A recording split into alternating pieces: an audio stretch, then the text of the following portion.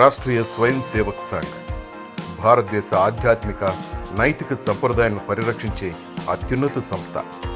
భారత జాతిని, భారత ప్రజలను భరతమాత ప్రతిరూపంగా భావించి వారిని సేవించడం, భారతదేశాన్ని తమ మాతృభూమిగా భావించే ప్రజల ప్రయోజనాలను పరిరక్షించడం ఈ సంస్థ ఆశయం.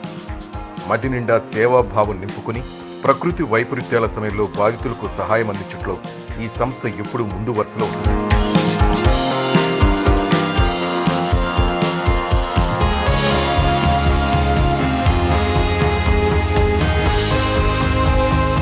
సేవ చేయాలనే సంకల్పంతో తమ జీవితాలనే జాతికి అంకితం చేసిన మహోన్నత వ్యక్తుల సమూహం ఆర్ఎస్ఎస్. జాతీయవాద భావజాలంతో దేశ సేవలో తరించే ఈ సంస్థ ఎన్నో విభాగాలను ఏర్పాటు చేసి తన సేవలను విస్తరిస్తోంది. నెల్లూరు చుట్టుపక్కల గ్రామాల నిరుపేదలకు ఆరోగ్యం బాగోలేకపోతే టక్కును గుర్తొచ్చే హాస్పిటల్ జై భారత్. 40 సంవత్సరాల క్రితం స్వయం సేవకుడైన పొన్నలూరు సీతారామిరెడ్డి అందించిన 2 లక్షల విరాళంతో చిన్న రేకుల షెడ్లు 10 పడకల ఆసుపత్రిగా మొదలై నేడు 150 పడకల మల్టీ స్పెషాలిటీ ఆసుపత్రి స్థాయికి ఎదిగింది.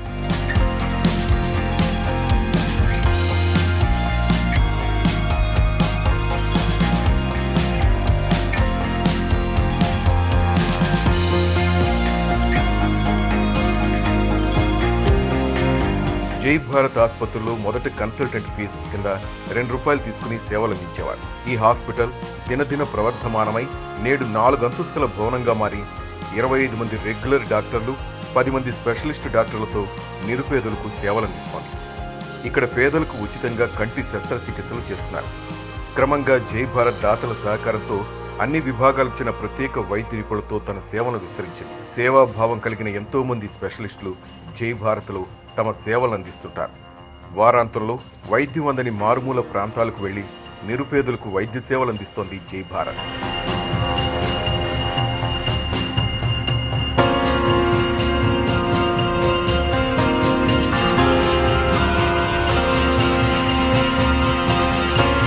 ఇరవై 25 మంది వైద్యులు, 100 మంది పారామెడికల్ సిబ్బందితో సేవలందిస్తున్న Jai Bharat general medicine, general surgery, orthopaedic, gynaecology, neurology, ophthalmology, dental, physiotherapy, cardiology విభాగాల్లో విశేష సేవలు అందిస్తోంది.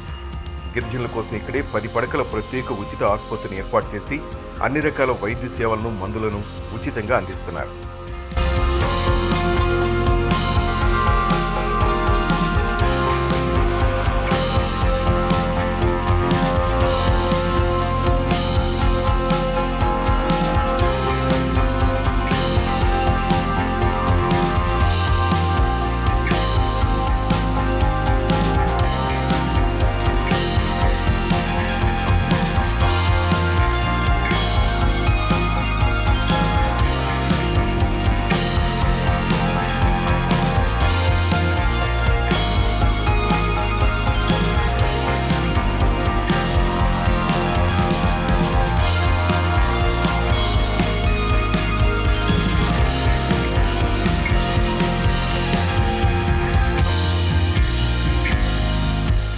నలభై ఏళ్ల క్రితం ఏ జబ్బు వచ్చినా నగరంలోని పీపుల్స్ క్లినిక్ వెళ్లేవారని, అప్పట్లో తామే ఎందుకు హాస్పిటల్ కట్టకూడదన్న ఆలోచన వచ్చిందని, దాంతో ఆర్ఎస్ఎస్ పెద్దలు సోమపల్లి సోమయ్యతో చర్చించి తొలి డోనర్గా తానే 2 లక్షల విరాళం అందించి గ్రౌండ్ ఫ్లోర్ నిర్మాణం పూర్తి చేశామని ఆసుపత్రి ట్రస్ట్ చైర్మన్ పొన్నలూరు సీతారామిరెడ్డి అంటున్నారు.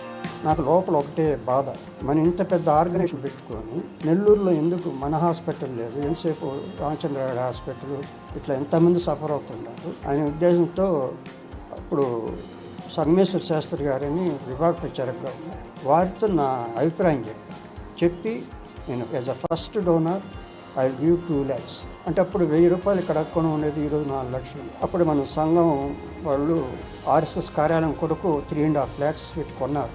ఇదంతా ఒక 400 అంకణాలు అట్లా ఉంటే ఆ టైంలో ఇప్పటివరకు మనం కార్యాలయం బాడీ దాంట్లో ఉంటున్నాము. ఇప్పుడు ఇక్కడ హాస్పిటల్ పెట్టి నేను డొనేషన్ ఇస్తాను, ఇక్కడ కొంత కలెక్ట్ చేస్తాను అని చెప్పాను. దానికి సోమయ్య గారు అని మా ప్రాంత ప్రచారక్ సోమపల్లి సోమయ్య గారు, ఆయనకి నేను చిన్నప్పుడు గూడూరులో ఉన్నప్పుడు అప్పుడు ఇక్కడ జిల్లా ప్రచారక్ కావాలి. ఆయన ముందు టౌన్ ప్రచారకే అప్పుడు ఎన్ఎం దేశపాండే గారిని ఆయన జిల్లా ప్రచారక్, ఆయన గుంటూరు మార్చి మీరు జిల్లా ప్రచారక్ చేశారు. వారికి నన్ను అప్పటి నుంచి తెలుసు, వారికి నాకు ఏదైనా కూడా నేను ఫస్ట్ ఇయర్ ఓటీసీ అయింది, 6 రోజులు 30 రోజులు చేశాను.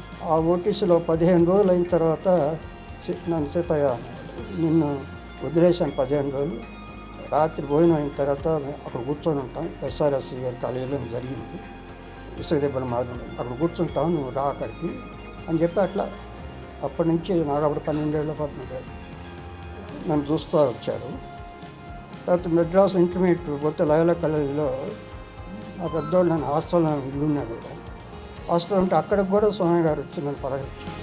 తెలిసిన వారిని సహాయం అడిగితే కొందరు స్పందించారని, మరికొందరు ఒట్టి చేతులు చూపారని, అయినా మొక్కవోని సంకల్పంతో ముందుకు సాగామని చెబుతున్నారు.